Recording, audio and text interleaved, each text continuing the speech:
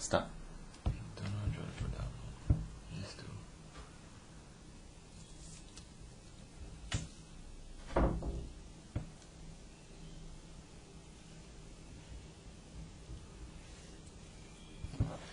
So let me go through. So by looking at the word UV, you know that it's likely a free radical substitution, correct? Because only free radical substitution involves UV. I won't give you a question whereby it's free radical is another mechanism and then I throw in UV, right? It's pointless. So for this, right, you can think of it in terms of, you can recall your free radical substitution of your chlorine, right, and think of the mechanism. So for chlorine free radical substitution, first step is initiation, right, whereby this bond, right, breaks. One electron goes to this, one electron goes to this. So for this is exactly the same, just that I change it to an oxygen, right? And you are right, they have similar electronegativity, although not identical, but that doesn't stop your homolytic fission from happening. So after this, you have this radical plus this radical, right? It's similar. Next step, propagation. So now for this is quite easy because both are chlorine radicals, but for this, one of them is this, the other one is this. So now the question becomes, which one will react with this thing, right? It cannot be chlorine, the chlorine radical, because after reaction your chlorine radical will be destroyed and you cannot form this. So it can only be this. So now you have this radical reacting with your alkene, and you will form same thing, this product plus a ethanol, right? Same mechanism. Afterwards we have this radical. A lot of people are tempted to do this, right? These combine with chlorine radical to give you your product straight away. But if you were to do this, you realize that there's no radical produced, and the reaction will just terminate. Recall that free radical substitution is a chain reaction, correct? So it shouldn't terminate so fast. So instead of this chloride radical, right, you can always recall this mechanism. You see that I'm not reacting with any radical here, I'm reacting with the original species.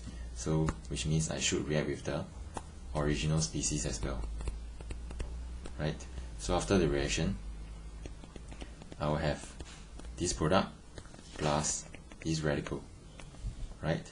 So for this mechanism they have learned, you see that the chloride radical is produced and it can undergo a chain reaction, right? So same thing for this, you have this radical as well as this radical, so it can also undergo further propagation, right?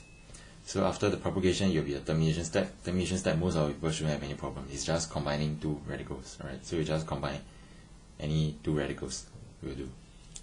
So this is how this product is formed, A. So B, it is a di-substituted alkene.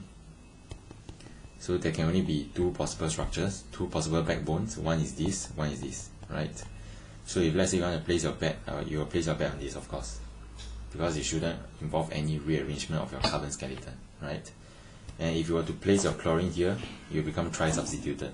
So the only place to place chlorine is here, right? But why is this product formed? Now you go back to your mechanism, right? You see that in the process you actually form this radical, right? So what's so special about this radical species? It's actually beside a double bond, right? I believe you all have learned about resonance effects, right? Inductive effects and resonance effects. You have learned that if let's say I have a negative charge beside a ring system, it can be delocalized. If let's say I have a positive charge between a ring system, it can also be delocalized. So actually the delocalization part got nothing to do with the presence of a ring, right? As long as you have a double bond present that is at this position, you can have delocalization, right? We call this position, right, an allylic position. So as long as you have a charge, a negative charge, positive charge, radical, it can actually undergo stabilization, right, by delocalization. So what actually happens is that for this case, these can actually delocalize into a system, right, and you'll form this species.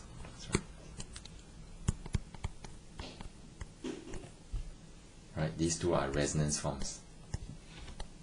right? You can actually draw your arrow if you wish, and you form this. Okay, and then you might think this one tested me, right? Then you will turn to this question.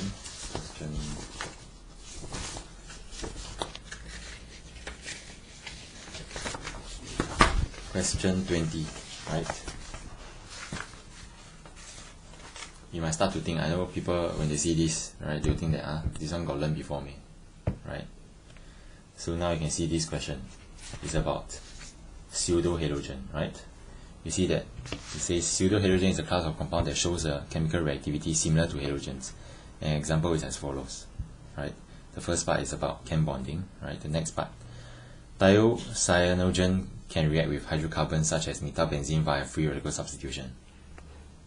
So you are supposed to write equations that represent the following steps: initiation, propagation, and termination. So same thing, a lot of students just combine the two radicals together and they terminate here, right? Which is wrong. So you have this product, and then they say that an isomer of the product shown below was also isolated, suggests a reason for the formation of this isomer. So you see that for this case, it's quite straightforward because the SS bond will break, just like a Cl-Cl bond, to generate the radical, so it should be S which connects to the carbon. But for this one, how come nitrogen connected to the carbon? Is due to the same phenomena called resonance, right? So this is just one example.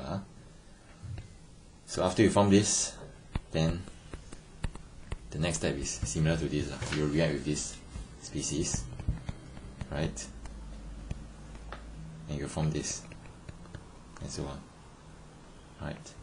Now the question is, how come B is the major product, right? How come this is the major product? What do you think? If you compare this and this, why do you think this is the major product? You have learned this already, right, in alkenes. It's because this is a disubstituted alkene, this is a monosubstituted alkene. Remember this rule called Sayzeff's rule? You have learned alkenes, right? So you all should know that, okay, if let's say I have structure, if let's say I have this, right, and then I undergo dehydration, right, I should have two products, right? One is this, one is this. So which one is the major product? It will be this one. This one is your Sayzeff's rule, right? Or some call it Z-safe, right? Depending on how you call it. Safe, right? Later on we'll talk about this. Don't worry, right? So this is also why this is the major product and this is not the major product. And if you wonder, how come I won't undergo free radical substitution to remove this hydrogen? For example, I put a chlorine here. The reason is because, okay, you must think backwards. If let's say you want to form chlorine at that position, you must have a radical here. There's no stabilization whatsoever compared to this position, because at this position you can undergo delocalization, and delocalization is a stabilization process, right? So that's why here will be very rare compared to here. Okay, so this is also the reason why you only form these two products, right? And next, you can try this question first before we go through alkenes, right? Question 20. You bring 20 part B.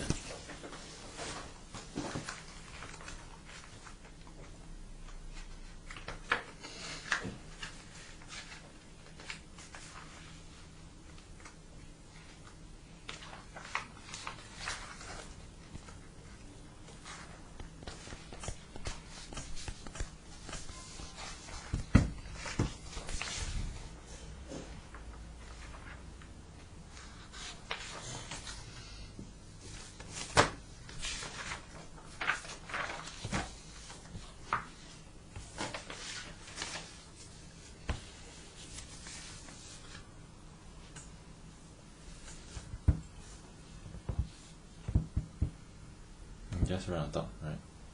Write on the question if you want.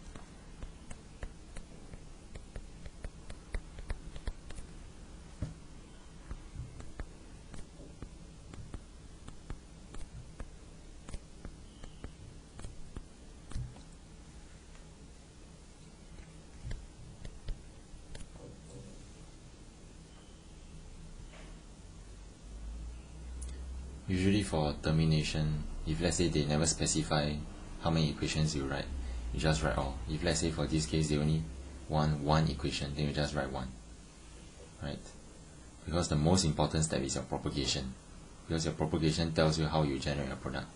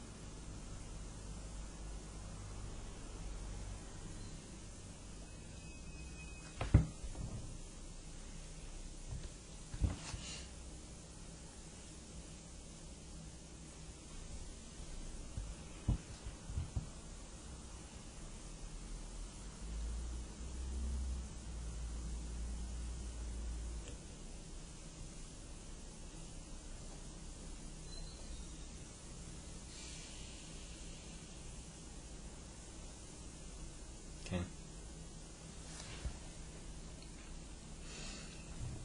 Take note where you place a radical. Should radical be on S or C or N?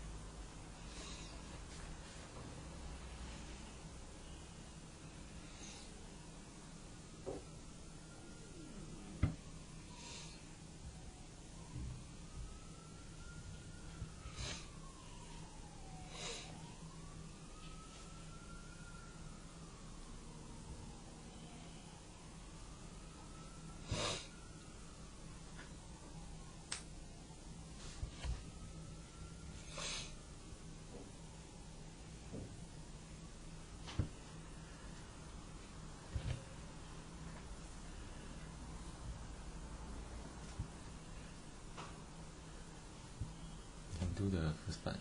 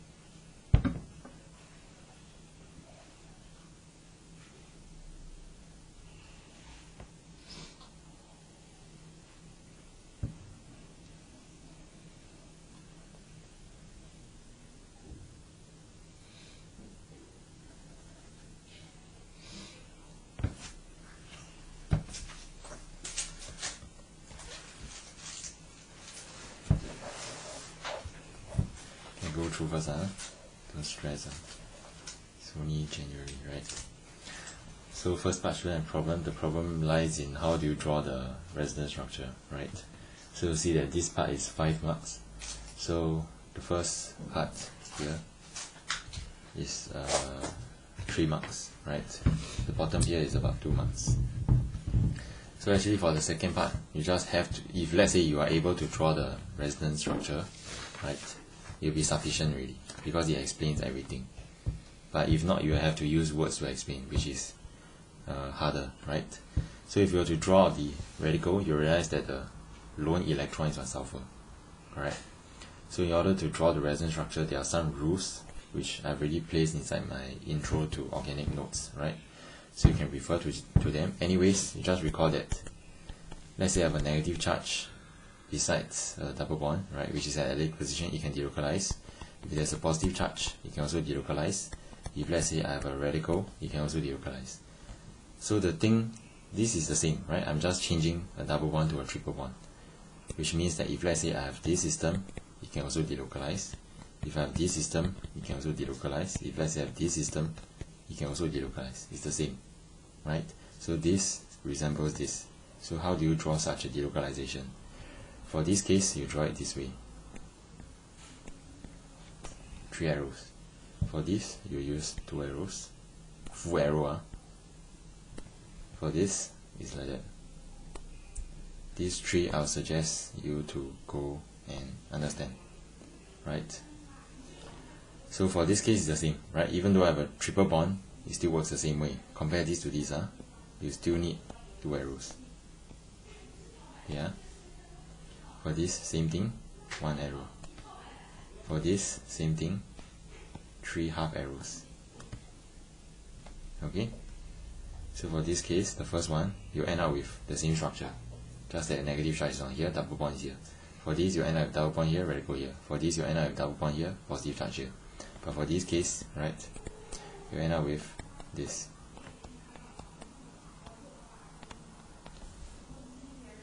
Which means that the 2 electrons come here to form a new bond, and these 2 bonds go to here to form a lone pair, right?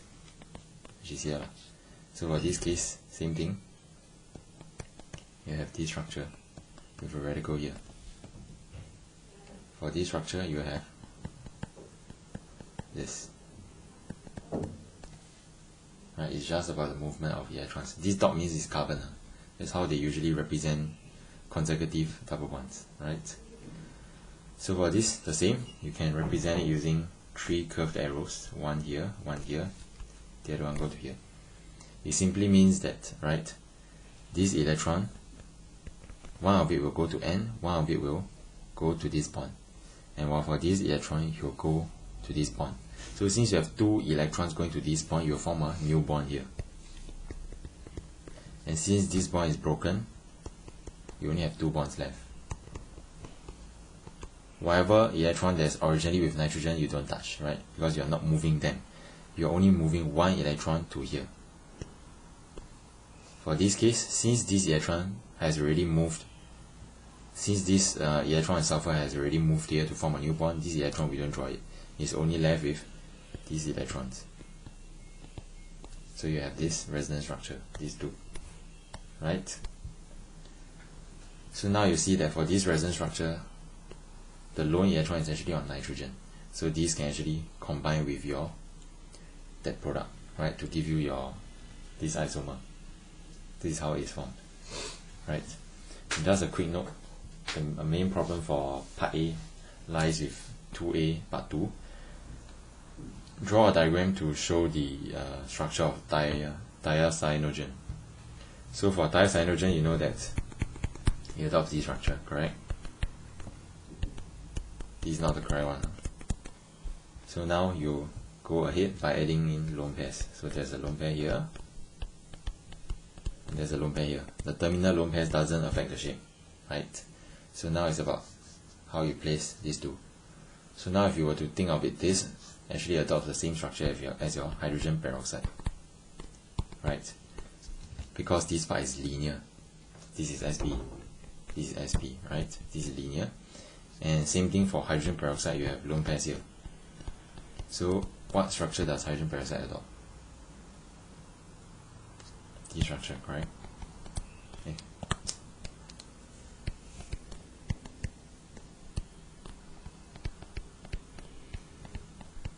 So for thiacyanogen, it's the same. You just have to change these to sulfur, sulfur. This is your Cn, this is your Cn.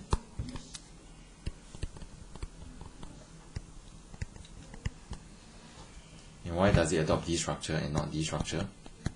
Simply because this structure, right, there's greater repulsion because they are facing towards each other. If let's say they adopt this structure, they are facing away from each other. This is your VSEPR theory as well, right? The rest is more or less manageable, right? So let's go to alkenes.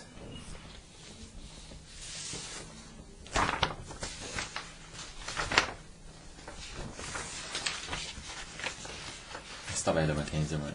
This part, right? So last time we talked about the mechanism of electrophilic addition as well as the relative rate and why the rate is like that, right? And I also mentioned about, although O is electronegative, right? This O is electronegative, there is resonance effect on top of the inductive effect, right? And this resonance effect, which is electron donating, is stronger than your electron withdrawing inductive effect. So that's why it is electron donating here. So some reactions that you undergo, first is your electrophilic addition of your halogen, which is a halogenation. So can you draw the product? Right, what is the product after halogenation?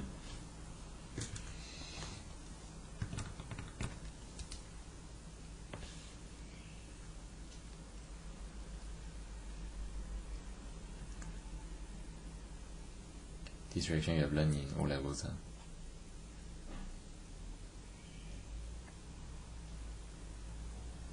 Which is also known as your bromination, etc. Right?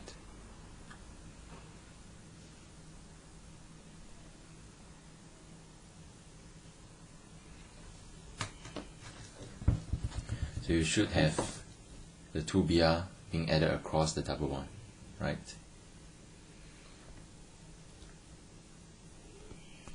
So whenever you have an electrophilic addition, you can think of it this way, right? You have X and Y, they are holding hands to each other. So when they approach this double bond will open up its hand to welcome the two X and Y. So they will join with X and Y like that, right? This is one way you can think about it if you are not confident with drawing the product, right? So reaction conditions, you just have to add your Br2 in CCl4 or just bubble your chlorine gas if let's say it's chlorination, right? observation, this one you have learned, right? You'll see your decolorization, whether it's from greenish yellow or reddish brown to colors. And this is also a test for your unsaturation, right? So I believe for electrophilic addition mechanisms, different schools teach different ways, right? So does your school teach something like that? Or this way, right? Okay, because some schools teach the bromonium, cyclic bromonium way, right? But never mind, either way is correct. Okay, so you just follow the way shown here and draw the mechanism. So for the first step is I'll guide you through, don't worry, it's a slow step, right? So you have this starting material. So the first step will be your slow step. Why is this a slow step? If you were to compare this mechanism with the general mechanism, it's actually identical, right? So for this first step, why is it slow? Can you tell me? Why is this a slow step?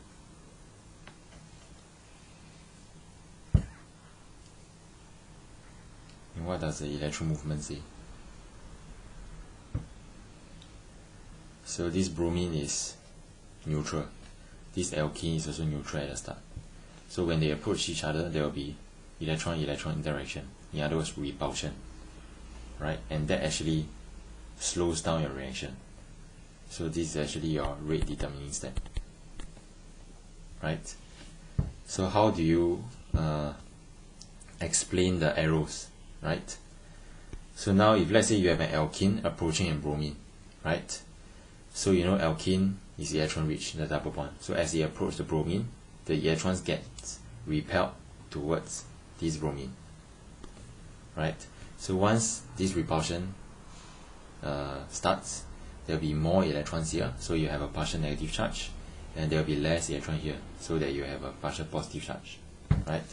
So once this happens, you have these partial charges, right? So this electron rich alkene can attack this electron deficient bromine. In other words, this is now acting as a nucleophile. This is the electrophile, right? So once this attack occurs, it actually pushes the electron, right, in this sigma bond to bromine. In other words, you can think of this as a heterolytic fission. And this also shows why you shouldn't just say that, oh, if let's say X and X are same, they definitely undergo homolytic fission. No. Or some people say, oh, if they are different, then they definitely undergo heterolytic fission. Also not correct, right? What I will say is that they tend to undergo. Doesn't mean they must undergo. This is one very good example, right? So this is actually a heterolytic fission, and this is a slow step. So afterwards, you will generate a carbocation ion. But which one? You have two choices, right? One of it is this, and one of it is this. Of course, plus your Br minus, right? So before I draw anything yet, tell me which one is more preferred, this one or this one? A or B?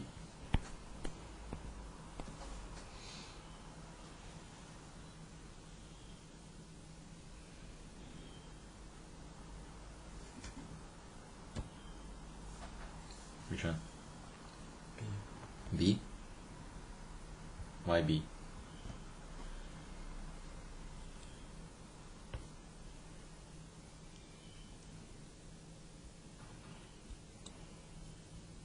Why B?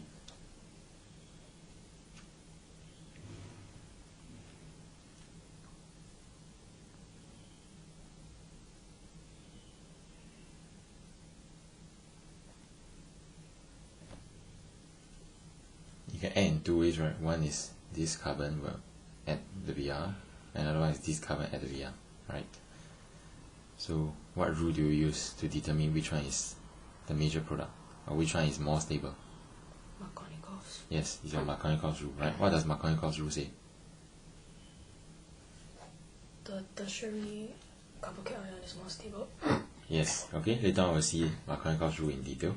But for now, right, Markovnikov's rule says that the more stable carbocation ion will generate the major product, right? So this is more stable because it's tertiary. So there are 3 electron donating alkyl groups. They are electron donating by the inductive effect, right? For this, there's only 2. So this wins, right? So this will not be produced. But later on, you'll see why we don't really use Markovnikov rule for this, because the product is identical no matter where you attack, right? So anyways, you have this product plus your Br minus, right? So this is a slow step. Next step is the fast step, right? So after you generate this carbocation ion, you have this Br minus. Faster. So now this Br minus is electron rich, while this carbocation ion is electron poor. So what we'll do is that this electron rich guy will just attack this carbon to form a CBr bond. Now, why is this reaction fast, this step fast? Is because you involve 2 opposite charges. So you don't really need a driving force for them to come together. They'll automatically come together, right? So this is slow, this is fast. In other words, I can link this to kinetics, right? If let's say I want you to write a rate equation, it will be just rate equals K times concentration of your alkene times your Br2, right? Which is not elaborated here because it's quite obvious already, right? So if you were to look at this rate equation, you'll see that the higher the concentration of Br2, the faster the reaction, and the better my alkene, or the higher the concentration of my alkene, the faster the reaction, which further shows that for previous page, if let's say I have this versus this, right, this will be much faster, which is due to the same effect, right? So this is for electrophilic addition of your hydrogen, right? Next, take note, some schools draw it this way. If let's say you are doing their practice paper or whatsoever, and then you have their answer sheet, right? Drawing this way is also correct, but I will not elaborate here in case you are confused, right? So just take note. So the next reaction is your electrophilic addition of your hydrogens in water, which is your halo hydration, right? So instead of reacting with bromine in CCl4 or just bromine liquid, you react it with water, right? So what will be the product? You have Br2 equals, right? So what will be the product?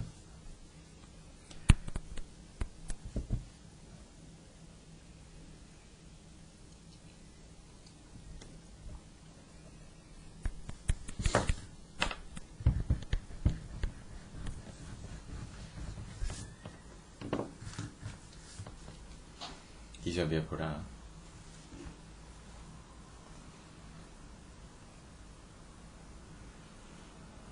So if you were to see my organic chem notes, I emphasize a lot on mechanism, right? Because by studying the mechanism, then you can deduce what's the product. Right? A lot of people study organic chem by memorizing organic reactions, which is wrong. They should study by understanding the mechanism behind how it proceeds from A to B, right? So same thing, if I were to draw the mechanism, right? You write first. Okay.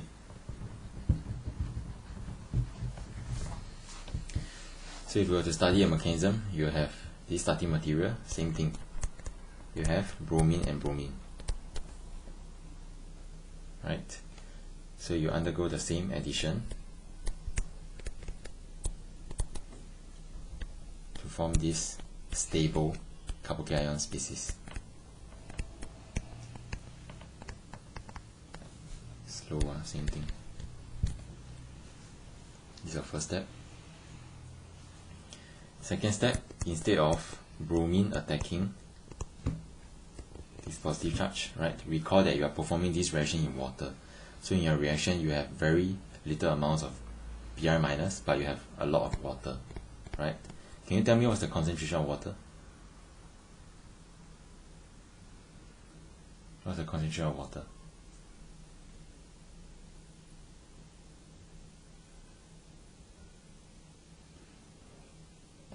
This is just a side question to test your general knowledge.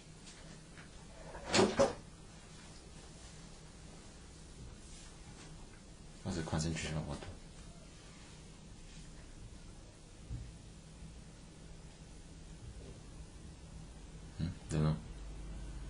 Or do you need more info? The question is just find the concentration of water. Okay, let me help you. What is the density of water? This one is general enough, right? What's the density of water? One what? 1 gram per dm cube, you sure? 1 dm cube is 1 liter. 1 gram per what? 1 gram per cm cube. I thought this is general knowledge, right? 1 gram per cm cube. So now you will convert this to mole per dm cube, correct? So how do you convert this to this? How do you convert cm cube to dm cube?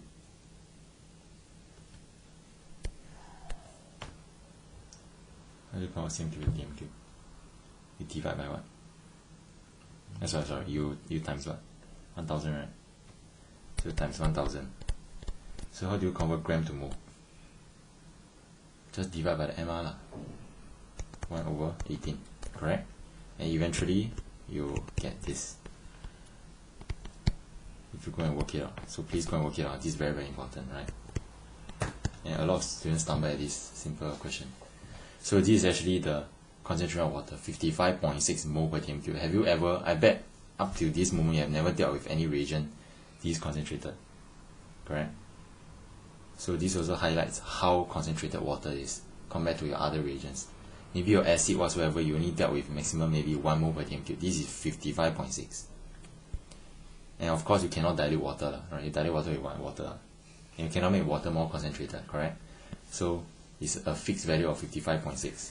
So this also shows how concentrated this is. Just imagine if let's say you use 1 mole per dm cube of this, right? This has a 55 times more likely chance to attack it than your Br. So although Br is also present, and yes, although it can also attack, but the likelihood of attacking is very, very small compared to a H2O. So instead of Br that attacks, your H2O with the lone pair of O will attack this, right? And after the attacking, you will form this species, Br, O, H, H plus, right? And again, some students made a mistake of drawing it this way, right? They immediately jump to the product, which is again wrong, because arrow movements are supposed to tell you how the electrons move, right? You didn't break this OH bond, then how come it was broken? So you must be very, very precise in drawing all of this, right? Whatever they form, you form. Whatever they never break, you don't break, right? So after the formation of this, right, hydrogen must be lost, right? Remember that in your solution, you have your H2O, you also have your Br minus, right?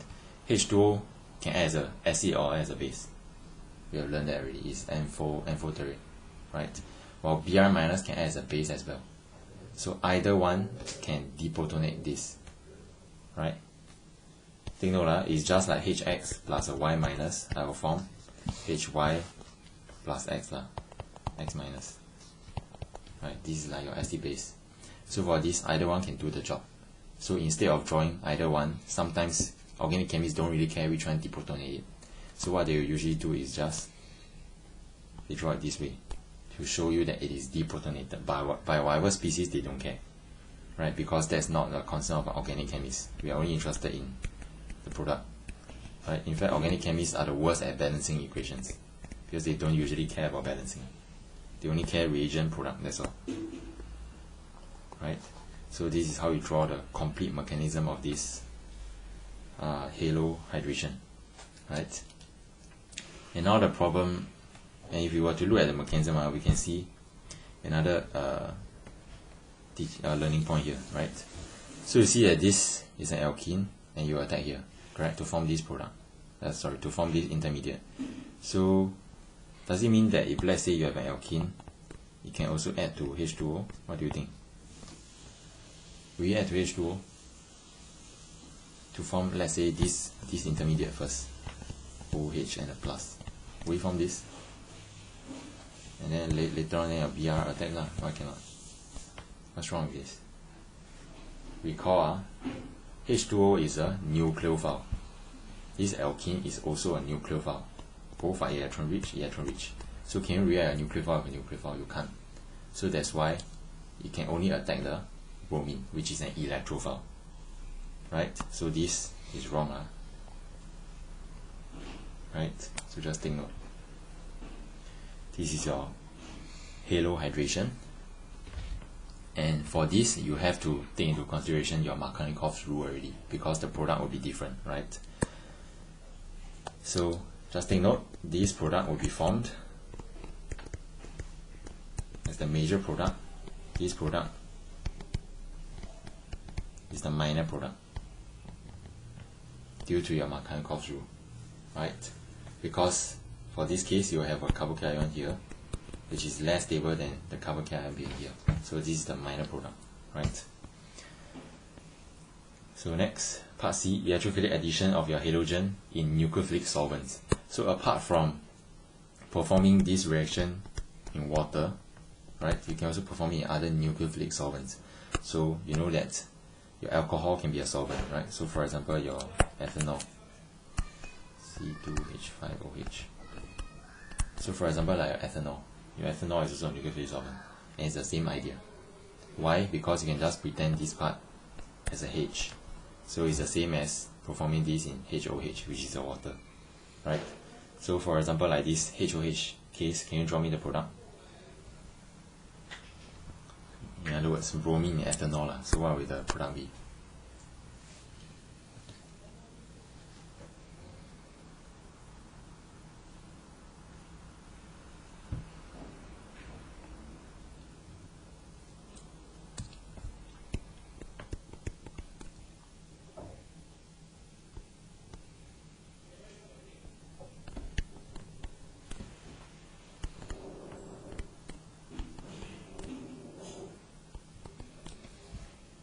You should have something like this, right?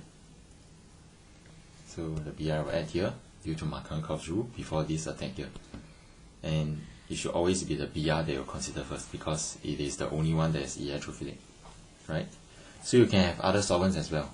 So you see that I added some solvents there. Of course, the list is not exhaustive, right? It can be RO minus, which is your deprotonated ethanol, or your RCO minus, which is your carboxylate, and your other solvents, right? So same thing, you can draw a mechanism, but for this, you draw it when you go back, right? Because this is more or less same as this one, right? The next one, electrophilic addition of your hydrogen halides. So it's a HX species. So same thing, we'll look at it in the mechanistic way. So you have a HX, right? So what's so different between this and, is that the question? Okay, that's the question, right? So I'll solve this question for you, right? So the question is, compare the electrophilic addition of HBr and Br2. Which one do you think has a higher rate and why? Right? So now, from just now, you see that for the bromination, you actually need the polarization of the electron cloud of bromine. But for this, do you think you need polarization? No, because this bond is already polar. The delta plus is permanently there, the delta minus is permanently there. So you don't even need energy to polarize it, right? So this will definitely attack H, and this will leave. So if you were to look at the arrow movement, it's actually, they are all identical, right? So same thing, your H will add here to generate your more stable carboxyl ion plus your X minus, right? Followed by the addition of your X minus, right?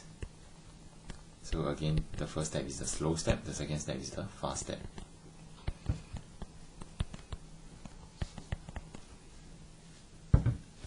Right? So this also answers your example 2. So for HBr it is polar, while for Br2 is non-polar, so the reaction with a polar reagent will be faster, right?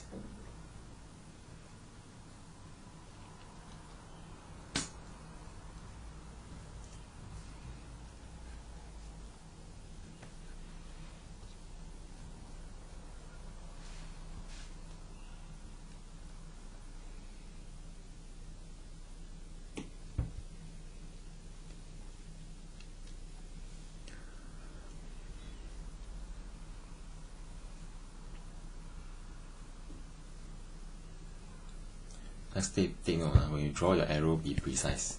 It's wrong to draw like that, right? It's correct to draw like that. It's always from your electron source, which is this, to your electron sink. It's never from an atom to an bond or something, right? So next, compare the electrophilic addition of HBr and HI. Which one do you think has the higher rate and why? Okay, which one? HBr or HI? Which one do you think would be faster?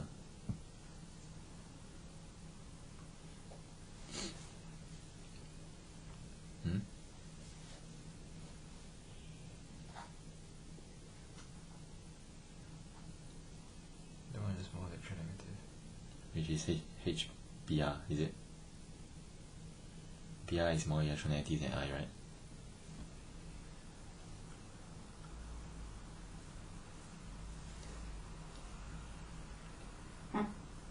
What do you think so? Do you agree?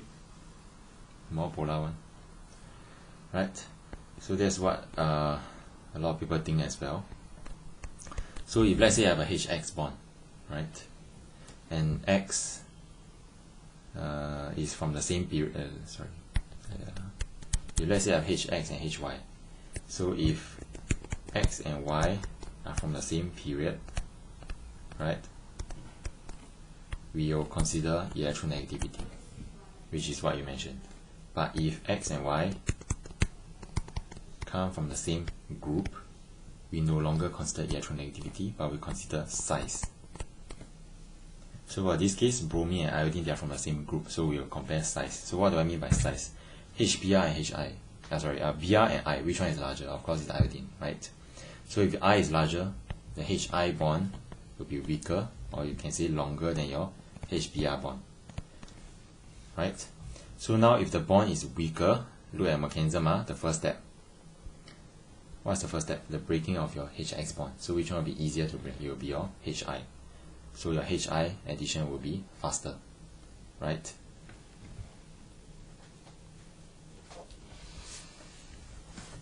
Another way you can think about it is think of HF. Do you think HF will be more likely to react by your explanation? You should be more likely to react, right, by your explanation. But HF bond is very, very strong. In fact, HF is quite stable. You seldom see HF reacting, right? It's a weak acid and it's weak because of the bond strength. That's why you won't react. So next, finally, your Markovnikov's rule.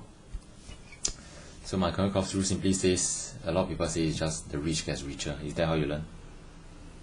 Right? The rich gets richer. The teacher teach you this phrase, right? Never teach, okay, never mind. But last time my school teach this way, right? Which I find quite awkward. So now the major product for electrophilic addition reactions depends on the carbocation stability.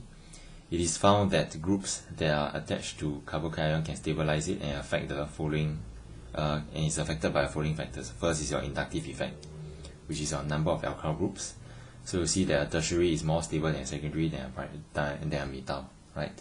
So now the question is, why are methyl groups electron donating? We always say that, oh, donating, but why are they donating?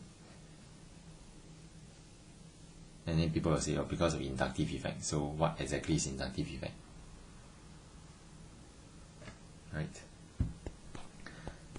So you see, if let's say I have hydrogen, right? I know that carbocations are planar, right? So if let's say I have a carbon here, joined to a hydrogen, right? I know that this carbocation is this carbon is sp2 hybridized, and the positive charge lies in a empty p orbital, right, which is like that. So what actually happens is that this is a CH bond, right? There's electron density here, so you can actually sort of donate electrons to this empty orbital, right? So when I donate some electron density to this orbital, it will be less electron division and hence will be more stabilized. So for this, it is a primary carbocation, right? Now if let's say I have a secondary carbocation, I'll have another carbon here and have a hydrogen which can also donate to this, right? And if let's say I have another carbon here, of course it can also donate. So this is why your tertiary is more stable than your methyl. For your methyl, there's nothing that can donate to this empty orbital because everything is perpendicular to it. Right? There's no stabilization whatsoever. So therefore, this is the least stable. Right? So that's your first effect, inductive effect. The second one is your delocalization effect. Right? So if the carboxylic ion is at the benzylic position, which is the one I drew you just now, right? This is the benzylic position. It can delocalize into the ring and get stabilized as well, right? The delocalization already shown there in arrows. So both effects can help to stabilize it. And of course, I only talk about electron donating groups. If let's say I have electron withdrawing groups, of course you will destabilize it, right? So generally the stability follow the trend below, right? You can see that tertiary is more stable than your benzylic, than your secondary, and so on, right? And you can see that there's actually an allylic position here, right? This is an allylic position, which is this position that I mentioned just now. This is closely related to this, which is just this part, right? So either one can help to stabilize. So for the following, can you try and attempt the example?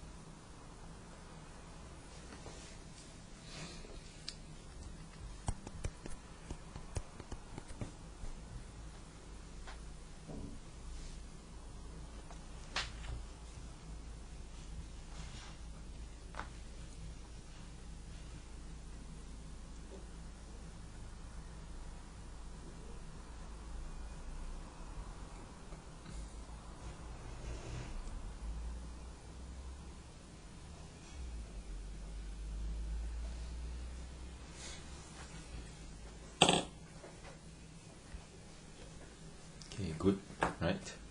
So if you just memorize Markovnikov's rule as the BR or whatsoever adds to the less substituted side, right? You never do this question, never be able to do this question because both you realize that are secondary, right?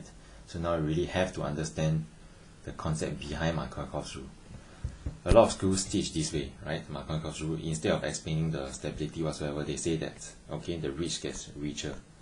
So what does ridge gets richer mean is because is like that, right? So for example, you have a double bond. First thing you do is identify which carbon has the most hydrogen connected to it. So for example, like this carbon, there's one hydrogen here, correct?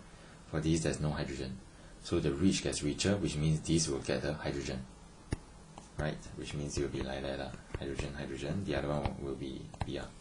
This is why it's known as ridge gets richer. But for this case, you cannot use ridge gets richer because both have one hydrogen, right? So you have to understand the concept behind your Markovnikov's rule and be able to rationalize it instead of memorize. Okay? So next page. Right.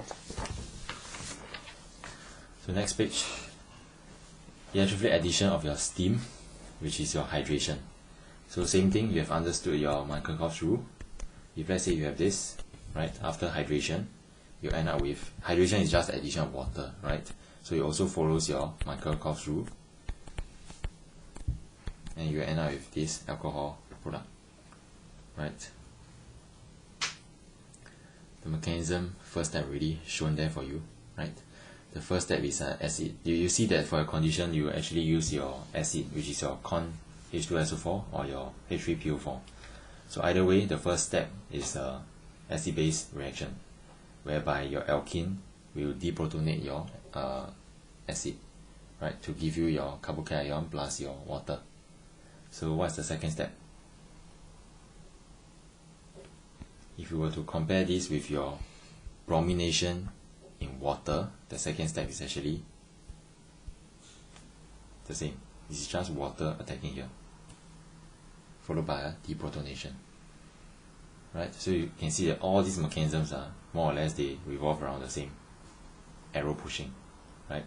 So you can write step 2 when you go back home. Right?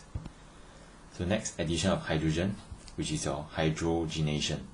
Right? This is how you make your margarine. Right? So you have an alkene. After the addition of H2, basically you just get a saturated alkene, which is just like that, right? And usually this kind of reaction is not really used in organic synthesis, right? Because you generate something which is even less reactive than it, right? So it actually more or less stops everything from occurring. So same thing, conditions, reagents and conditions, you'll need H2, gas, right? Nickel, PD or PT catalyst, basically any rare earth metals, right? High temperature and high pressure. The exact temperature, exact pressure, I also don't know, because it depends on what is your starting material, right? Another thing to take note is that your hydrogenation involves heterogeneous catalyst and not electrophilic addition mechanism. So please don't draw it this way. Attack the H and like that, right? No, it is not an electrophilic addition mechanism. Right? It involves catalysis. So the two hydrogens, take note, they will add to the same phase of the alkene, right? So if let's say you have the alkene over there, you know that alkenes are flat, alkenes are planar, right? Which is like that. So what you will do is that this flat alkene will approach your catalyst surface, and the hydrogen will add to this side, right? So you can imagine that while the H2 are adding to this side, right? This bond, this bond, this bond, and this bond will bend down to accommodate, because this will be changed from a sp2 to a sp3. So afterwards you have this structure, H, right? And just for info, this question was tested as well as a prelim question, right? So let me show you.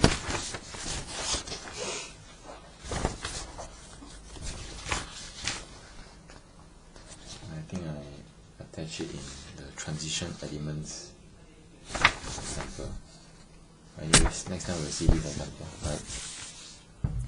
So what's the question? So for the above, yes, this is the prelim question, right?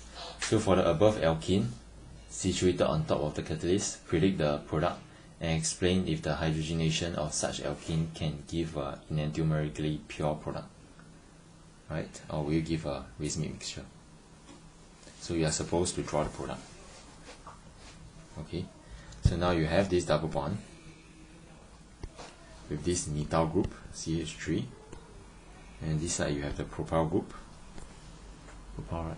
Okay, CH2, CH2, CH3, and here you have the ethyl group, CH3, CH2, and you have the hydrogen here, right?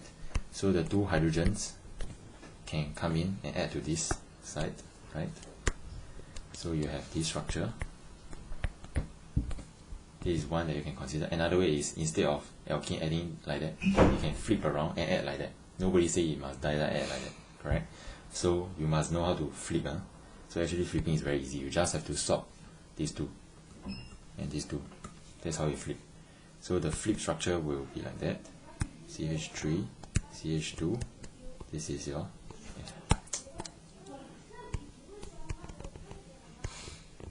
CH3.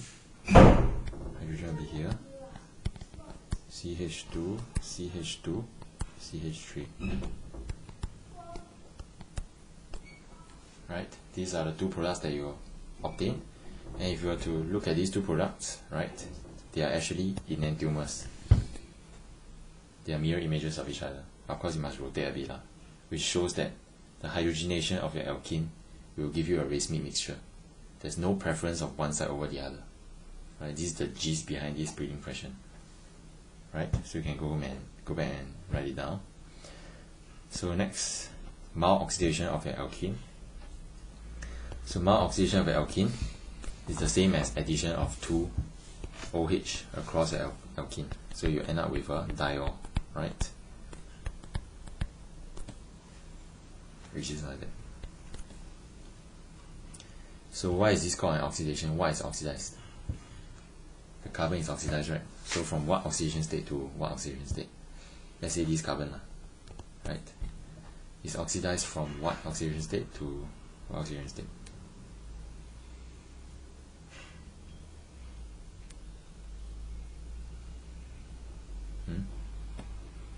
What's the oxidation state of this carbon?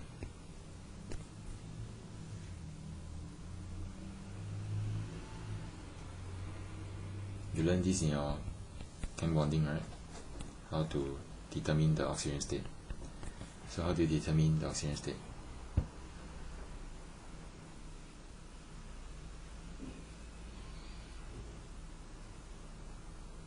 Use the minus plus method, remember? That one. So how do you use such a method?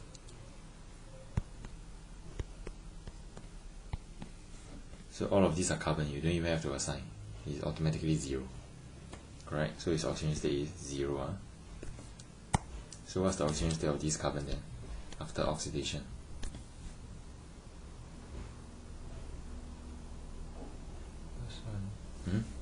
Plus 1, yes. Because it's 0, 0, 0, this is minus 1. So this is a plus 1. So you're actually oxidizing this from 0 to a plus 1 oxidation state. So you can go work out this carbon yourself, right? So next, the reagents and conditions, right? Dilute alkaline KMnO4, condition is cold.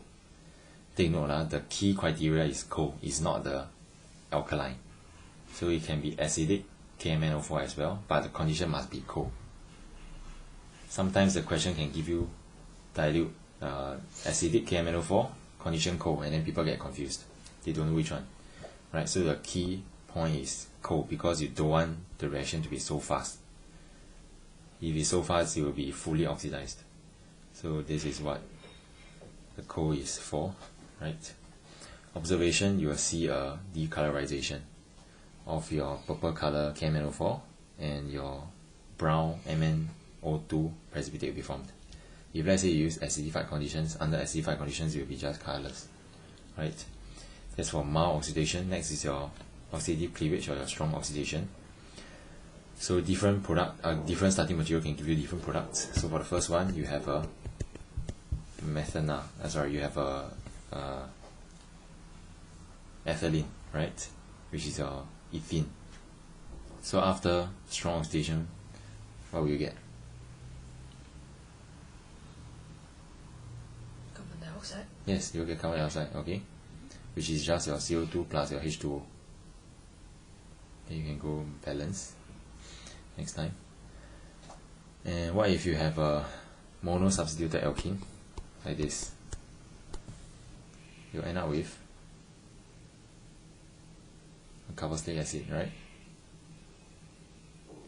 Which is like that.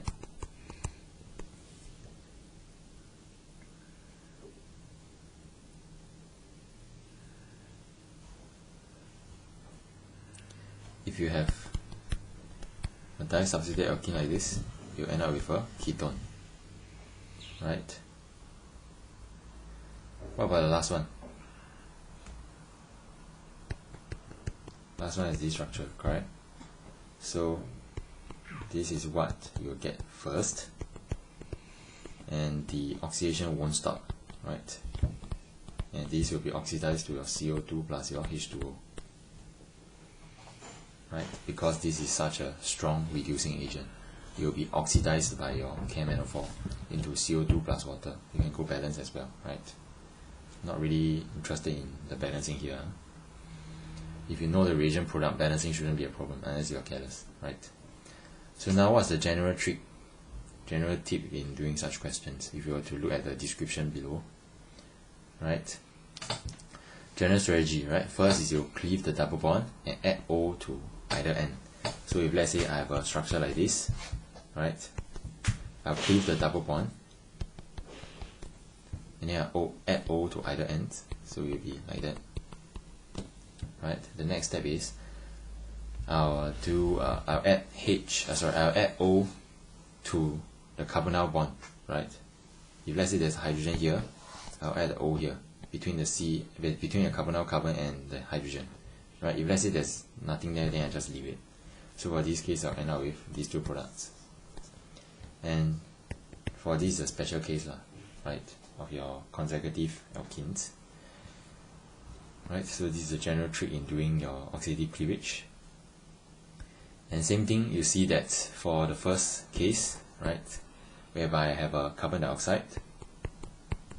Now if let's say I tell you I have a structure like this, and you don't know where the double bond is situated at, it can be either here or here, then you will perform this reaction. So after performing this reaction, you realize that, hey, there's actually effervescence, right, carbon dioxide being produced. So you know immediately that it must be an terminal alkene and not this, right? So you can actually use this to distinguish or to identify the position of your alkenes, of your double bonds, right?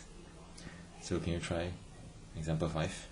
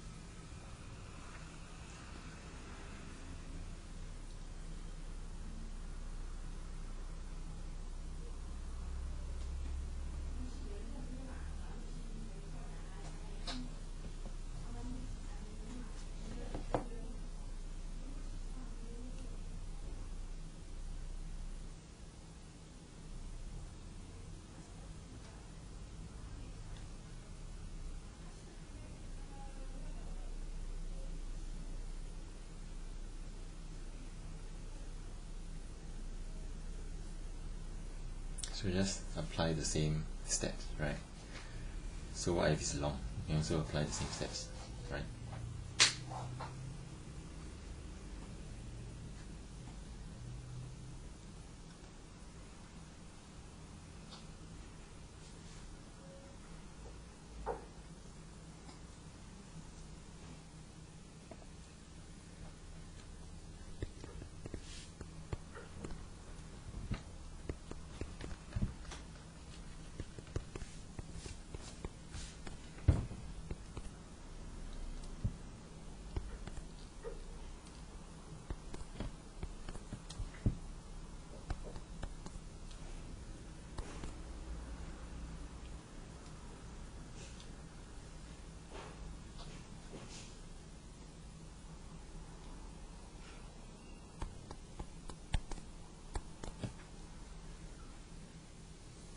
You know what color is beta carotene? Orange. Yeah. orange, because it's carrot, right? And its orangey color is precisely due to the extensive network of double bonds.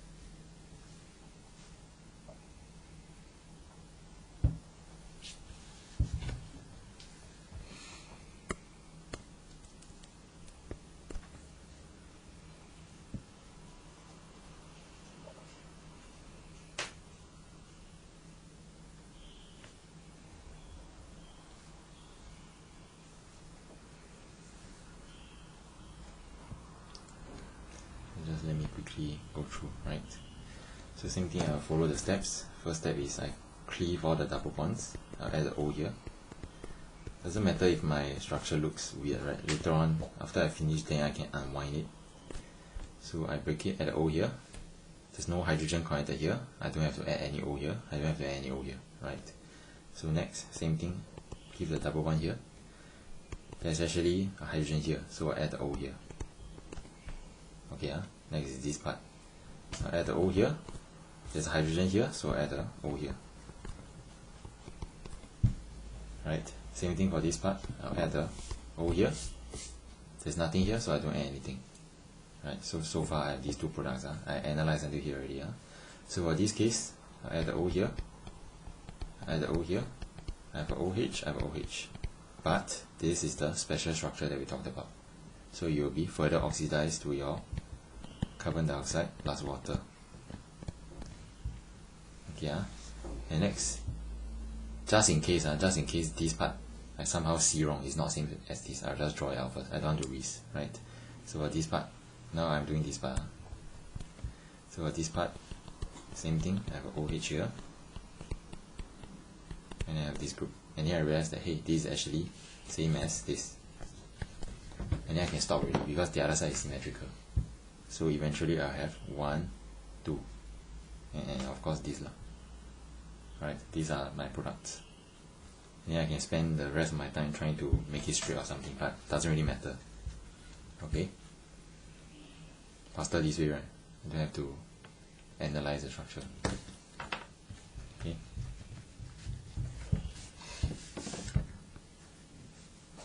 Yeah, so you have two products, you just write 2 there and then go back, sorry, 2 organic products, and then you can go back and try again, right? By the way, this is not organic. This is also why I emphasize on the definition of organic, because sometimes the question will say, or draw the organic products. If you draw this wrong already, because it's not organic. Sometimes they can say draw all the products, then you have to draw this, right?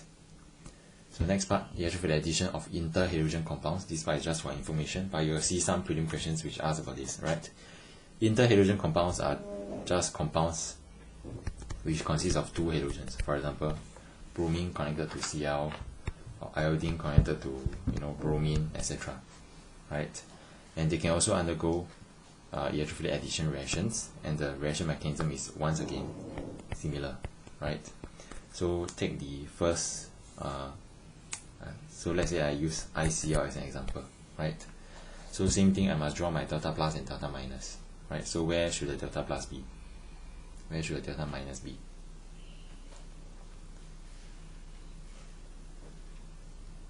Same thing, I have to think of electronegativity, correct? Which one is more electronegative? Cl. So Cl will acquire the partial negative charge, I will acquire the partial positive charge. So same thing, right? I perform a addition. Same thing, I will consider my Markov's rule plus the Cl minus, right? And the next step will be just Cl minus attacking this carboxyl ion.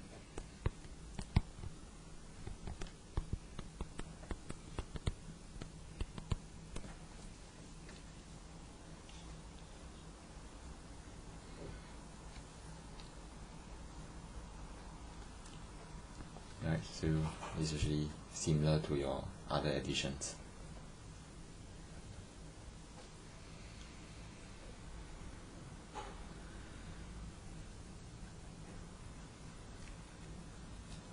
Okay, so if you understand the rest, it shouldn't be a problem.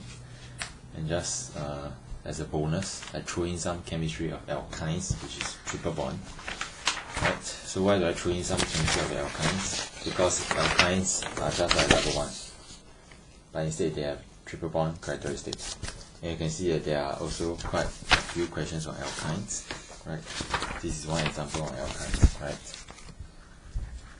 So you see that they say alkynes can form vinyl borane through a process known as hydroboration, and then they show you this reaction. Of course, this reaction you have never learned before, but you know that it's a electrophilic addition reaction. Right? So understanding the mechanism will be better than memorizing the reaction itself. This is one alkyne question. This is another alkyne question. Right? Alkynes are hydrocarbon blah blah blah. They can react with Br2 to form this, and these can react with CON-CHM4 to form this blah blah blah. Right? Same thing, they ask you to draw the mechanism of alkyne addition. Right? So if you understand alkyne isn't a problem, right? They have CC triple bonds and are more reactive because they are more electron rich. Right? So due to a similarity, only some key reactions will be highlighted. So the first one is your electrophilic addition of your halogens, which is your halogenation, right? So you know that for halogenation, if let's say you have an alkyne, if let's say you only add 1 molar equivalent of Br2, you will generate this product. Okay? If you add another molar equivalent of Br2, you generate this product. Br. Right? This mechanism you already learned. What about this mechanism? It's actually the same. Right? Same thing, your Markovnikov rule, whatever, it all follows. Right? So if let's say I have a triple bond, the first step, same thing, you attack your Br, delta plus, delta minus, and this is again the slow step. Right? So for this case, I don't really care about Markovnikov rule because adding either side will give me the same product. Right? So after such an addition, I will have this product plus a Br minus.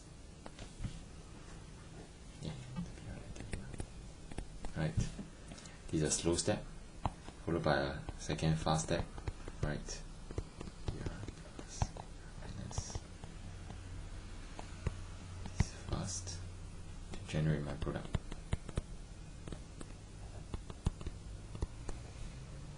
Right.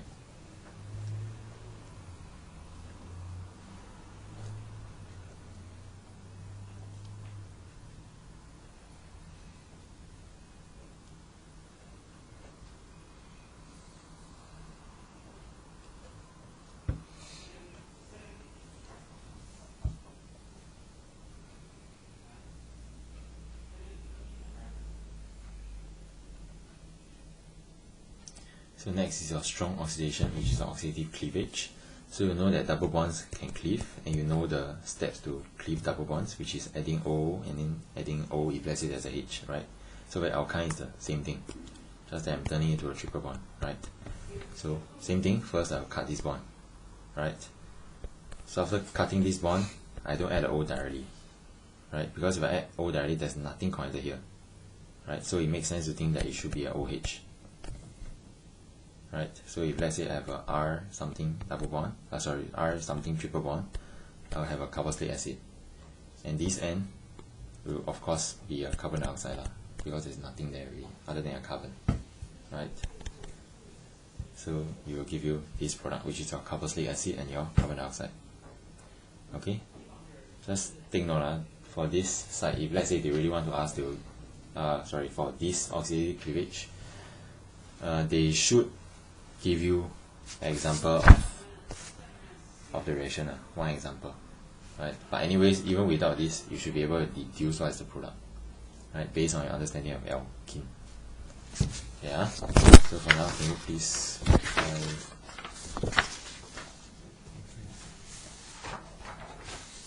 right.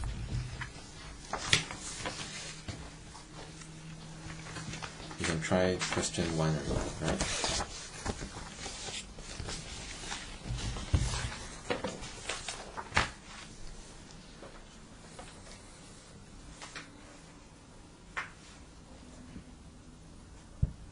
Eat some. Maybe next week there's no lesson because it's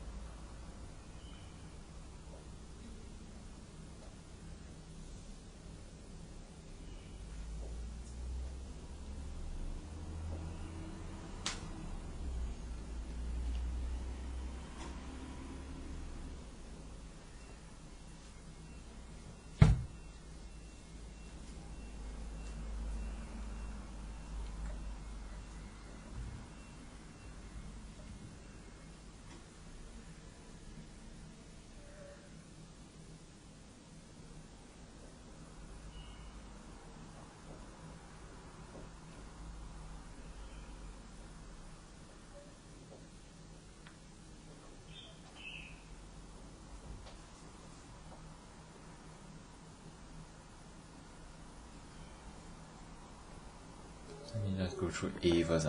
A, both of you are correct, right? So there are only two products that can be formed. One is like that, and one is the one that you drew. Right? Of course, both can face backwards, but this cannot rotate plane polarized light. Why? Because there is a plane of symmetry. Right? You have learned this in isomerism. So you can see that all the organic chapters are actually linked. Right? So not much of an issue, part A. Right? So B part I.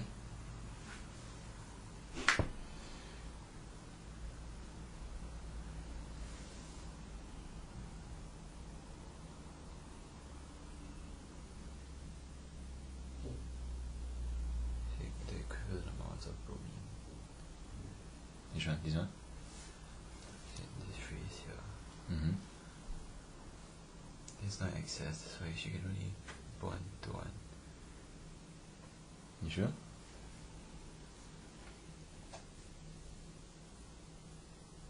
And what about the other one? Hydrogen?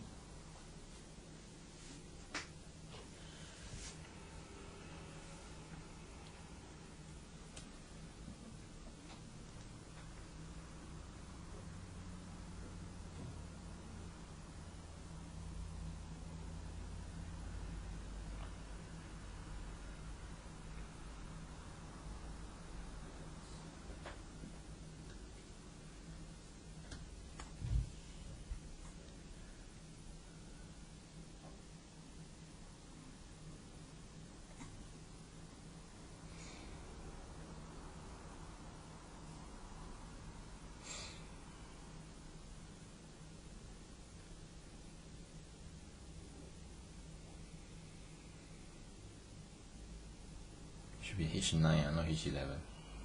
Just change it to H9. Right, there's an error.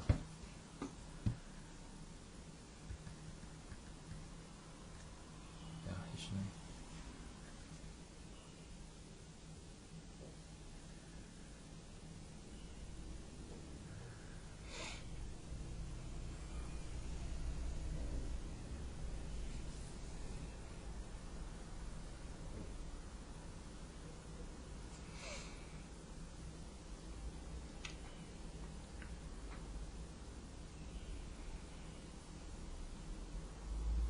Now think of it, okay?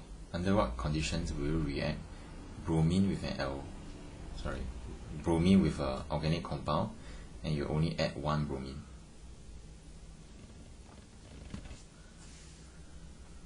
In fact, there's only one reaction that I've learned, right? Which is your? Yes, which is a free radical sub. But there's no UV light. But they say it made an error, correct? Huh? But she follow instructions. Follow instructions. The student might make a mistake, right? That's why I asked what error she made. Right. So the error is she exposed it to sunlight. I thought like this error was No inside lah. here. Students don't follow instructions. Right? So the error that she made is she didn't perform it in the dark. Right? Yeah. So that's why there's light present. And when there's light present, free radical sub will occur. And when free radical sub will occur, what will be the products that will be obtained? Okay, we have this alkene. So the bromine can either be substituted here or be substituted here. There's only two possible places, right? And then some students, okay, always ask this question. So for example, I have these two, right? Why can't the bromine add here? What do you think?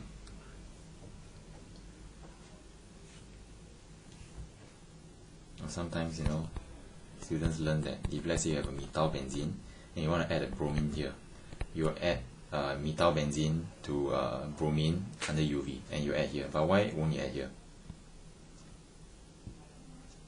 The reason is because of something I've learned, right? Which is, you sure? Not really. Okay. Remember, this is a CH bond, right? This CH bond is made of a sp2 CH bond, right? But for all of this, here is made of a sp. It's actually a sp3 CH bond, right? So between an sp2 CH bond and an sp3 CH bond, which one is stronger?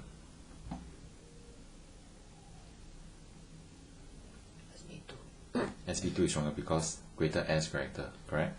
So since D is stronger, it's less likely to react here when there are other better choices around, right? So that is the reason why we don't add bromine to CH2 carbons. So these will not be formed, right? So therefore you only have two isomeric products, which is these two. So again, which one is more stable? Right, the major product means it must be more stable. So again, it goes back to what we have discussed just now. By having this, right, your radical that formed it is actually like that, and for this, the radical that formed it is actually like that. So what effect is this that makes this more stable? It is a delocalization, because this is at the allylic position to the double bond. So these will be the major product.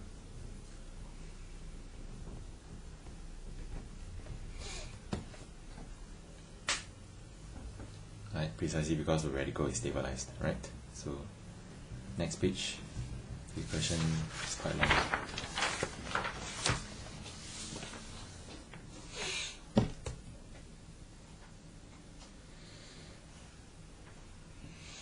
So this student followed the instructions wrongly as well, right?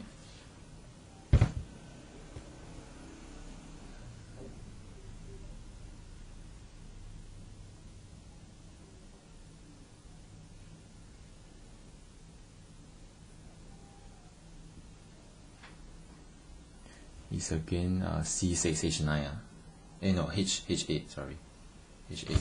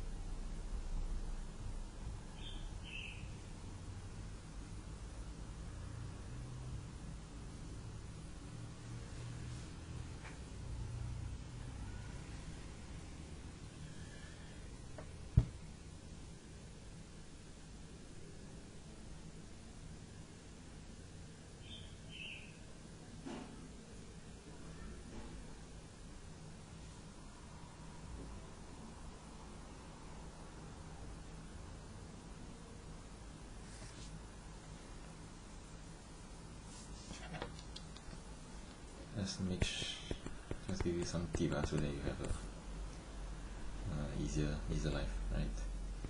So let's say after you add the first BR, is a free radical sub again, right? So let's say after you add the first BR, do you think the next one will add here? No, right? Because the radical, in order to generate that product, it must be like that.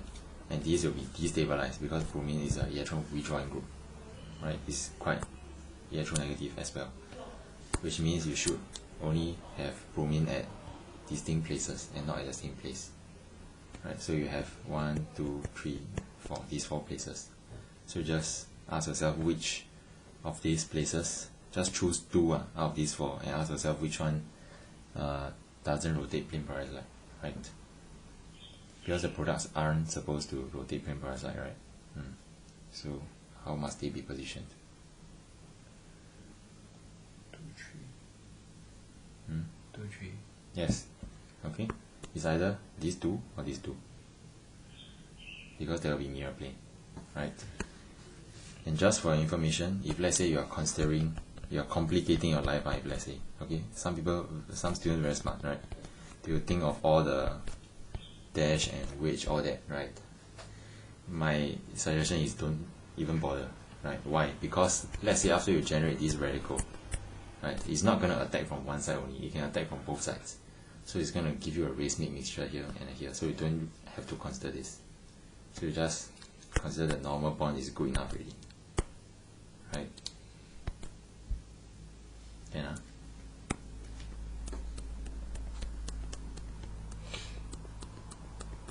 So that's the 2 products. One is these 2 position, one is these 2 position, right?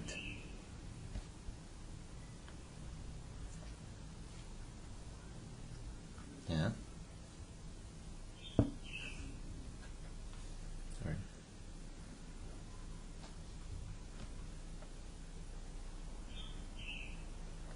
Next one.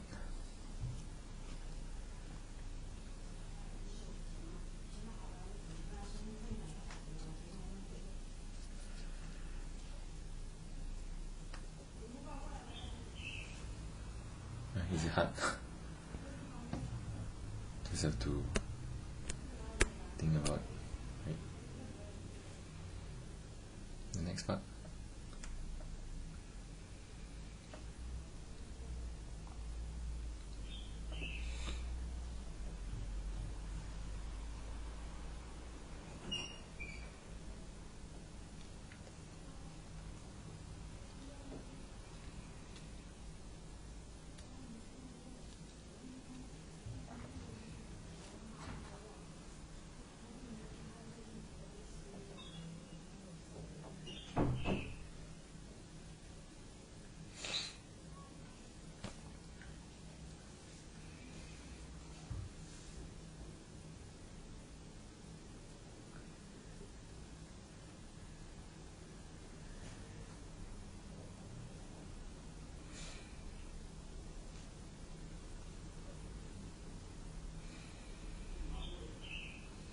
So why is the product unexpected after the addition of peroxide?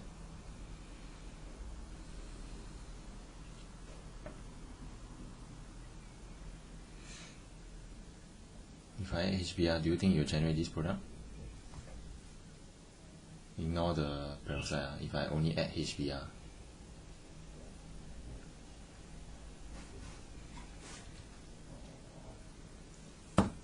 if I only add HBr, then the H will add to which part? The top or the bottom? Bottom, right? But for this case, it added to the top, so that is the unexpected product, right? That's why it's unexpected. In other words, it didn't follow Markovnikov's rule, right? So you have to explain why is Markovnikov's rule. Markovnikov's rule says that blah blah blah. But for this case, your hydrogen, it didn't follow Markovnikov's rule, right? So that is why it's unexpected. And you should be trained at spotting these kind of weird or unusual kind of reaction, right? And tell what's wrong. So next part 2.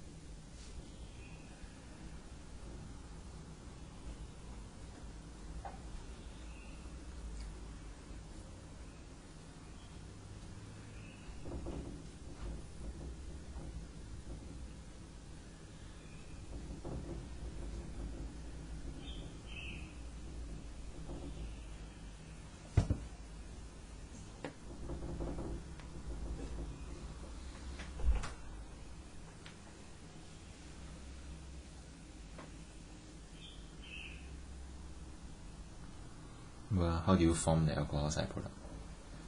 Look at what's the other reagent, HBr, right? If let's say you react your peroxide with your alkene directly, then which hydrogen are you going to take? There's no hydrogen which you can take. So the peroxide is actually taking the hydrogen from HBr, right? And for these you don't have to write initiation, right?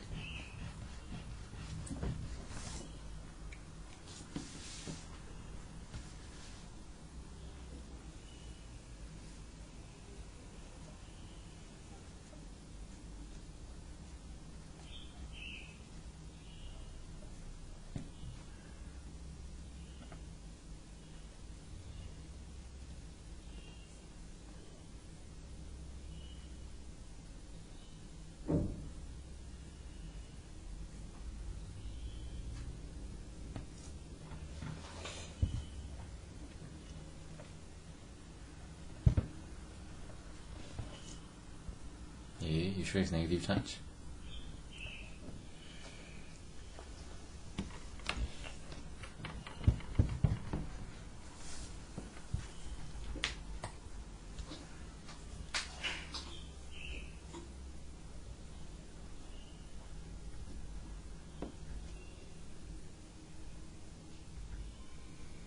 So a pi bond is broken, right? And a new CBr bond is formed. Remember, you must form the product with bromine connected underneath. So how should it be formed?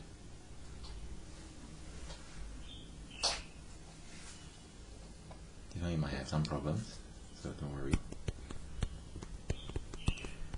If you have this double bond, right? I tell you that the pi bond is broken and a new bond is formed.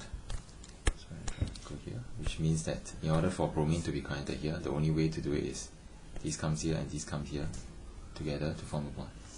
And for this half arrow, it means that one of the pi electron go to here, correct?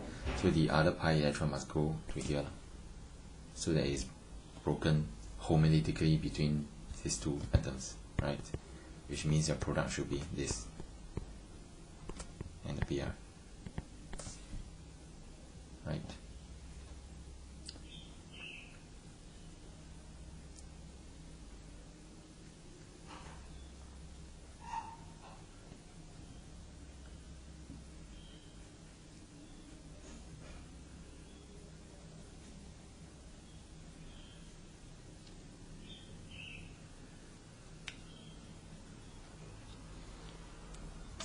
The last step says the Pr radical is being regenerated. So in order to generate the Pr radical, remember you added HBr, right? So this HBr, that's the only way to regenerate a Pr, right? So in order to regenerate this, right, you have to show arrows like that, right? Whereby this electron go to Pr and here forms a new CH bond. So you have this kind of structure, right?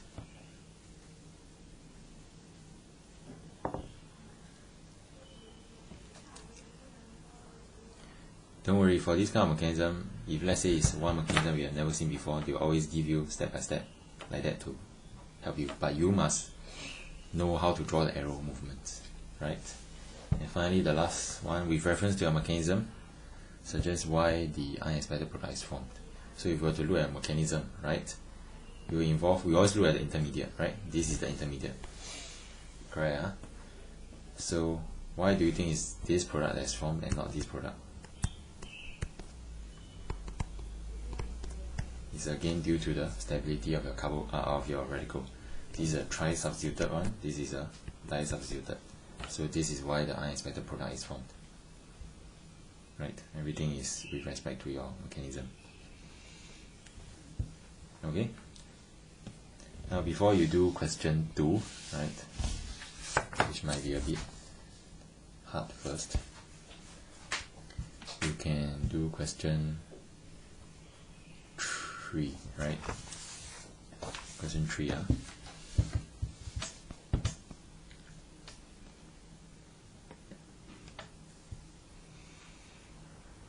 should we CL2 not CL?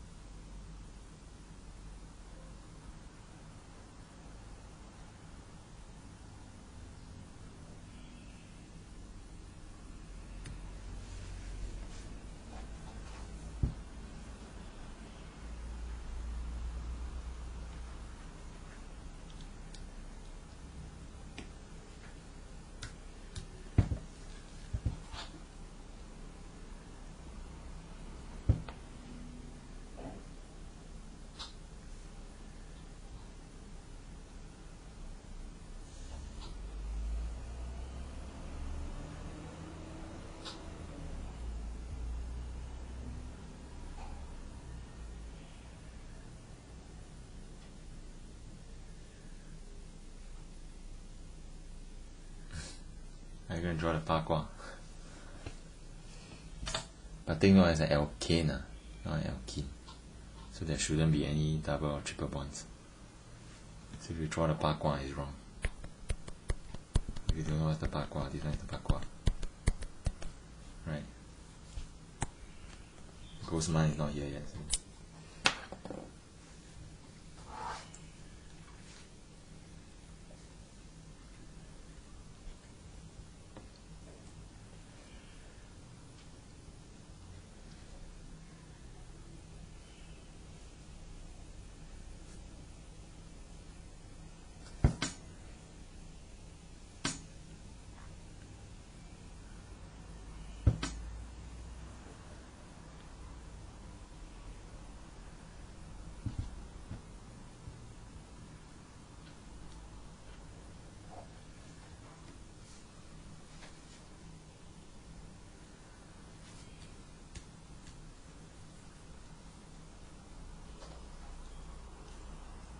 Think out of the box.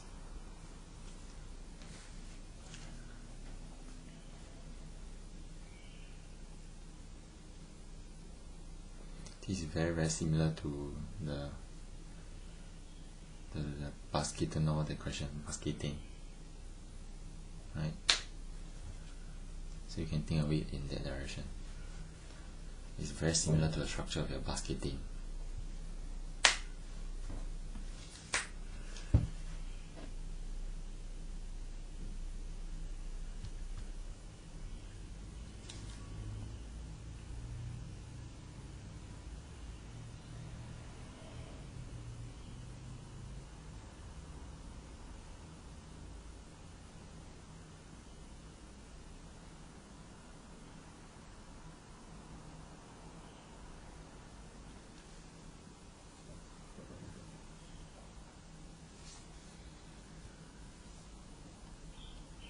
Looks like I managed to find it, right? It's just a cube. I'm not sure if there are other structures, right? But this is known as a cubane, right? Cubane is an alkane, right? And of course, got test before lah, prelim, right? RJ prelim. So this is the only structure which can fit, I believe. So state the number of isomers that could be produced if the di-substituted product can be obtained.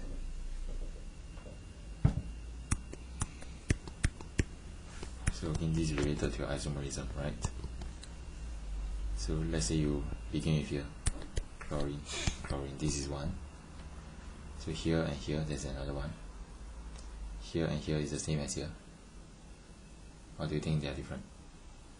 They are the same, That means this versus this.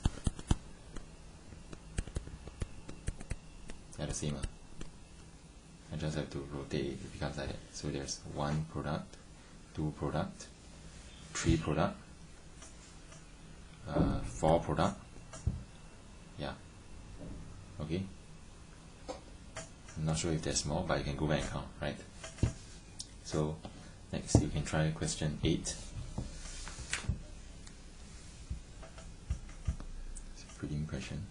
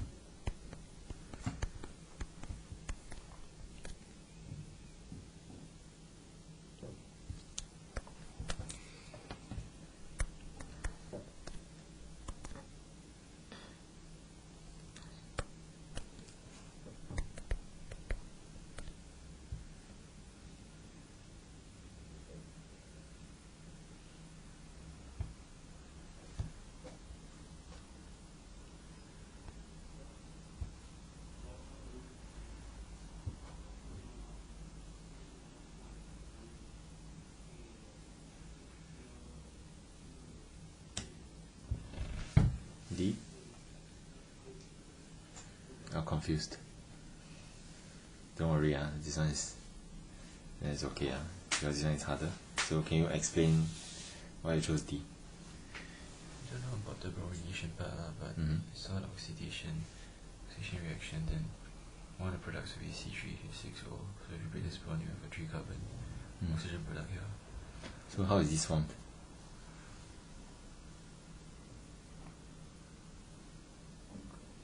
I don't know about the bromine.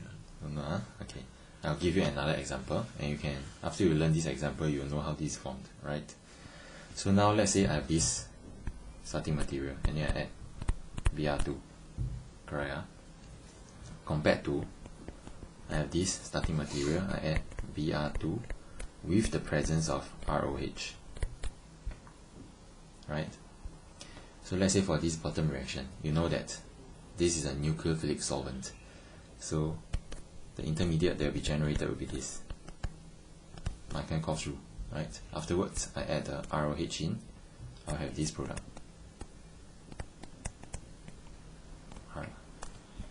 Right? Now, this is exactly the same as this. This is, in fact, for this you can think of it as performing bromination in the presence of ROH. So for this is the same, right? Performing this bromination in the presence of this ROH, just that this is connected to this. So same thing, the intermediate that will be generated will be this, right? Afterwards, this can attack here, just like how the ROH attack this one, just like for this they are connected together. So after connection, you should have how many membered ring? You can start numbering them. 1, 2, 3, 4, 5. You should have a 5-membered ring, right? Which is like that. Okay. And afterwards, I can name them, right? 1, 2, 3, 4, 5. And connected to carbon 1, I have a CH3Br. So connected to carbon 1, I have a CH3Br. So this will be my product. Right? So you can keep this in mind and attempt this question again when you get back home. Right? So now before we end, let me just explain why this ring closure, right, is more likely. Now imagine if let's say you have this reagent, right, and then you have some other thing floating around. Which one will you think will be closer to the positive charge? Will of course be the O on this in this molecule itself, correct? So it's easier for this O to cyclize before the Br can even get to this, right? So therefore this cyclization is faster, and that's how you get that cyclic product. Alright, you can go back and try. Okay, we'll